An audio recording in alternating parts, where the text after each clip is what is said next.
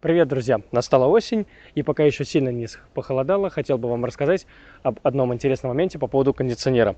Не так давно мне один приятель рассказывал, что его развели в сервисе, не на гарантийной машине, правда, на замену кондея он заплатил там 1050 рублей. А причиной всего этого дела был небольшой посторонний звук при работе кондиционера, а конкретней вот такой звук.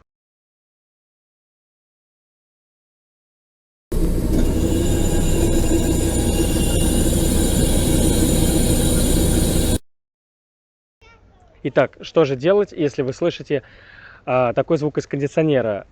Недавно как раз у меня был такой же вопрос. Паниковать я не стал, почитал форумы, и оказалось все очень-очень просто. На 90% вам не придется тратить огромные деньги, вам не придется мучиться, вам не придется нервничать.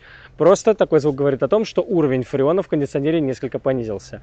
Встревожить это должно, если он проявился у вас после заправки. То есть, если у вас немножко времени прошло, вы кондиционер заправили, вот такой звук появляется, тогда стоит задуматься, возможно, у вас куда-то уходит фреон. Ну, в моем случае пробег 85 тысяч километров, автомобилю чуть более 2 лет, и сильно я не удивился, услышав именно такое небольшое шипение, периодически возникающее при работе кондиционера.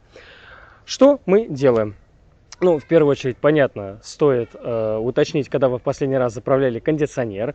Заправка кондиционера не является каким-то гарантийным случаем, это эксплуатационный момент, поэтому я обращался просто на, скажем так, первый же известный мне сервис, где я периодически что-то делаю по мелочи для заправки.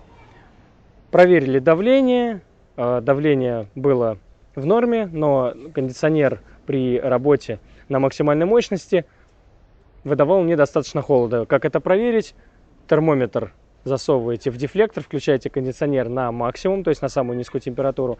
Температура должна быть, ну, на некоторых моделях 12 градусов, 8 градусов, 15 градусов. В моем случае было 18 градусов при температуре на улице плюс 26. Это уже не очень хорошие показатели. Произвели заправку фреоном, я заплатил 2000 рублей. Примерно по весу прикинули, что ну, где-то, наверное, примерно треть от общего объема за 2 года и 85 тысяч километров ушла. Ну, это если учитывать, что он был полностью заправлен на новом автомобиле. Сразу прекратился, друзья, каких-то сложностей после этого не было. Кондиционер стал дуть значительно холоднее, пришлось поднимать температуру в климат-контроле, снова возвращать ее на уровень где-то несколько градусов ниже, чем окружающий воздух.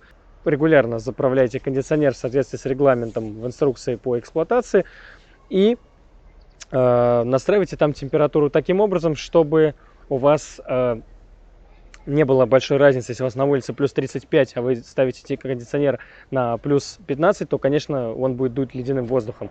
Ставьте просто пониже, чем окружающий воздух, вам будет комфортно, и при этом снизится вероятность заболевания. Но, впрочем, мы немножко отошли от темы.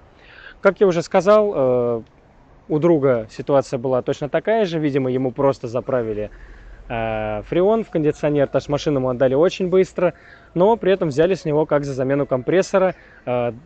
Суммарно он заплатил 50 тысяч рублей, автомобиль был марки BMW.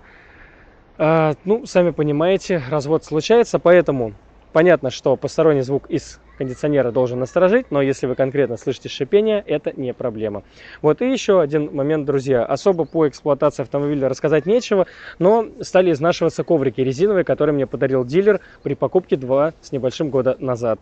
Я решил попробовать новые коврики. Для разнообразия взял не резиновые коврики Евромат 3D. Вот таким образом они выглядят.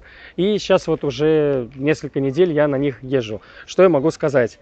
Из плюсов, друзья, мне кажется удобнее, что задний коврик выполнен в виде единого листа. Это большой плюс. Его удобнее вынимать, удобнее устанавливать. Также коврики посимпатичнее выглядят, чем резиновые. Однако обнаружил следующие моменты. Первое, примойки, они набирают в себя влагу, они долго потом сохнут. И, на мой взгляд, недостаточно рельеф у ковриков. То есть зимой, конечно, если много снега или грязи, если вот это все дело будет попадать, наверное, либо под них нужно будет все-таки прокладывать резиновые, либо на зиму менять резиновые.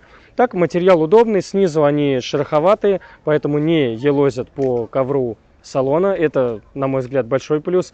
Ну и я бы, наверное, добавил каких-то декоративных элементов, потому что вот пассажирский коврик, задний коврик все-таки, на мой взгляд, выглядят простовато. Но лучше, чем резиновые в любом случае, потому что резиновые, ну, совсем простые вот эти вот родные Havail, которые были, на мой взгляд, попроще.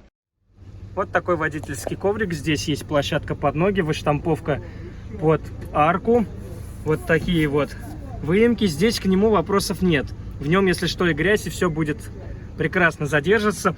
Вот такой вид у вас будет после нескольких дней езды. То есть, в принципе, грязнятся они не сильно хуже, чем резиновые, но выглядят, на мой взгляд, посимпатичнее. Вот были бы вот такие эмблемы на других ковриках, наверное, сказал бы, что по дизайну они были бы отличные. Впечатление, в принципе, от ковриков неплохое.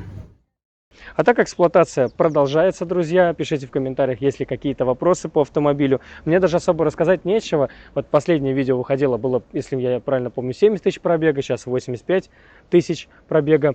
Каких-то проблем с автомобилем за это время у меня не было.